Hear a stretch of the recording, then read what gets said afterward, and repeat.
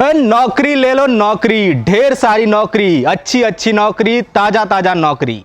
हर साल 2 करोड़ नौकरी, हर साल 5 लाख नौकरी, नियुक्ति वर्ष वाली नौकरी, आत्मनिर्भर भारत वाली नौकरी। युवाओं जल्दी करो, ले लो नौकरी। नौकरी नहीं ले पाए तो बेरोजगारी भत्ता ले लो। कुछ ऐसे ही हुक्मरान आपको सपने बेचते हैं और आप खुली आंखों से कौड़ी के भाव में वो सपना खरीद भी लेते हैं। सपनों में हुक्मरान कितनी नौकरियां बेच देते हैं। कोई कहता है पहली कैबिनेट में ही 20 लाख नौकरी देंगे, कोई कहता है 40 लाख नौकरी देंगे। कितना कमाल का डाटा है ना। चुनावी रैली में कड़ी धूप, बारिश या शीतलहरी के बीच खड़े आपकी आंखें चौंधिया जाती होंगी, लेकिन हकीकत बहुत स्याह है। हकीकत यह है कि बेरोजगारी की वजह से हजारों युवाओं ने आत्महत्या की है। यहां खड़ा मैं जो भी कह रहा हूं वो कल्पना नहीं है, झूठ नहीं है, बल्कि मैं वही कह रहा हूं जो सरकार भी मानती है। बीते 2 साल में बेरोजगारी की वजह से परेशान होकर 9,000 से ज्यादा युवाओं ने आत्महत्या की है। बीबीसी में छपी एक रिपोर्ट के मुताबिक हाल ही में राज्यसभा में एक सवाल के जवाब में केंद्रीय गृह राज्य मंत्री नित्यानंद राय ने बताया कि 2018 से 2020 के बीच 9,140 युवाओं ने बेरोजगारी की वजह से आत्महत्या कर ली। उन्होंने वार्षिक आंकड़ा भी पेश किया है। राष्ट्रीय अपराध रिकॉर्ड ब्यूरो की रिपोर्ट के मुताबिक 2018 में 2,741 युवाओं ने आत्महत्या की।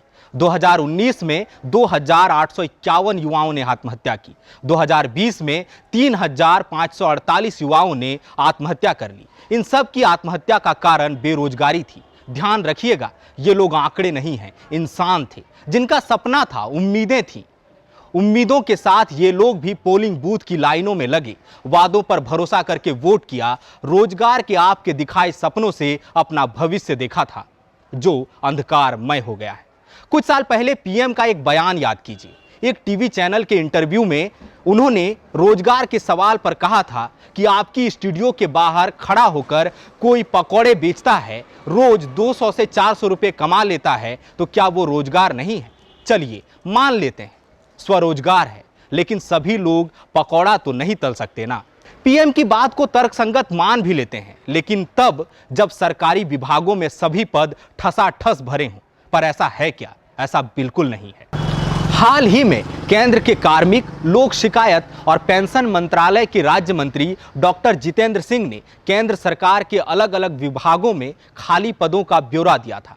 बताया कि 1 मार्च 2020 तक केंद्र सरकार के विभागों में 8,72,243 पद खाली थे। 1 मार्च 2019 तक 9,10,153 पद खाली थे। वहीं 1 मार्च 2018 तक 6,83,823 पद खाली थे। भारतीय रेलवे में भी लाखों पद खाली हैं। हाल ही में केंद्रीय रेल मंत्री अश्विनी वैष्णव ने लोकसभा में बताया कि रेलवे के अलग अलग विभागों में 2,65,547 पद खाली हैं। इस केंद्र सरकार ने सेना को अपनी प्राथमिकता में रखा है। आपको हैरानी होगी कि यहां भी लाखों पद खाली हैं।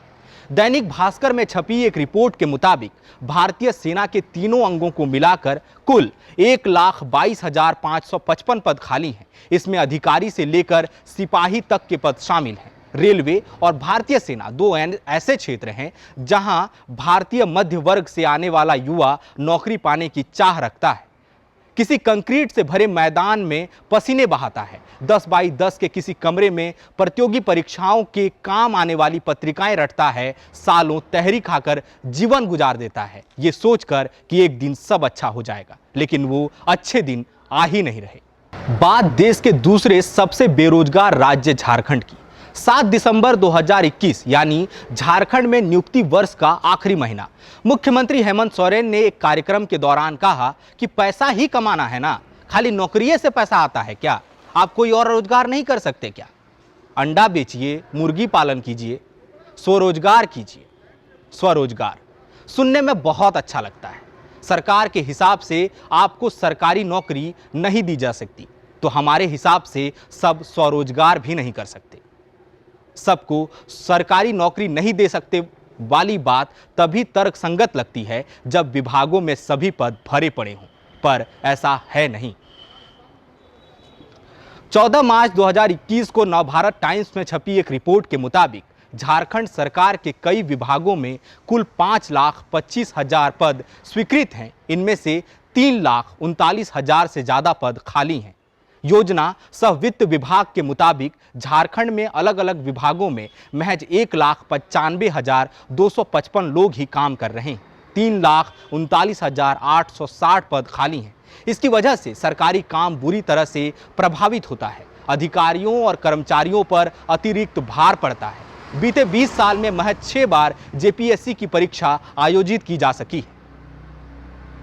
जेएसएससी सीजीएल की भर्ती प्रक्रिया रद्द की गई, दोबारा भर्ती निकाली गई है। जिस साल को सरकार ने नियुक्ति वर्ष घोषित किया था, उसी में पंचायत सचिव अभ्यर्थियों की नियुक्ति सहित 7 नियुक्ति प्रक्रिया रद्द की जा चुकी है। आखिर में बात पकौड़ा, मुर्गी पालन और अंडा बेचने वाली रोजगार योजना की भी कर लेते हैं। दरअसल इसके बारे में कहने को कुछ ज्यादा है नहीं। स्वरोजगार हवा में नहीं होता, इसके लिए पूंजी लगती है। दरअसल सरकारों के पास कोई ठोस रोड मैप है ही नहीं। कौशल विकास केंद्र छोड़िए, इस पर कभी और बात करेंगे। पकौड़ा बेचना खुदरा व्यवसाय है जो नोटबंदी की बलि चढ़ गया। केवल पकौड़ा ही नहीं, नोटबंदी ने तमाम ठेले खोमचे वालों की कमर तोड़ दी। नोटबंदी के अगले कुछ महीनों तक नकदी की कमी रही। कोरोना महामारी और लॉकडाउन ने रही सही कसर भी पूरी कर दी। वैसे पकौड़ा भी बेच लेते, लेकिन अब तो सरसों का तेल भी खरीदना आसान नहीं रहा। तो फुर्सत में कभी सोचिएगा आपका मुद्दा क्या है। बाकी तो क्या ही है, करोड़ों का नया संसद भवन बन रहा है, मंत्रियों के लिए बंगले भी बनेंगे, फॉर्च्यूनर खरीदा जाता रहेगा। इन सब को राष्ट्र और राज्य की तरक्की का नाम दे दिया जाएगा। अब भी नहीं समझे तो डियर पब्लिक, रोजाना 2 GB डाटा और IPL with Tata. Have fun. thefollowup.in. Like, share, and subscribe. www.thefollowup.in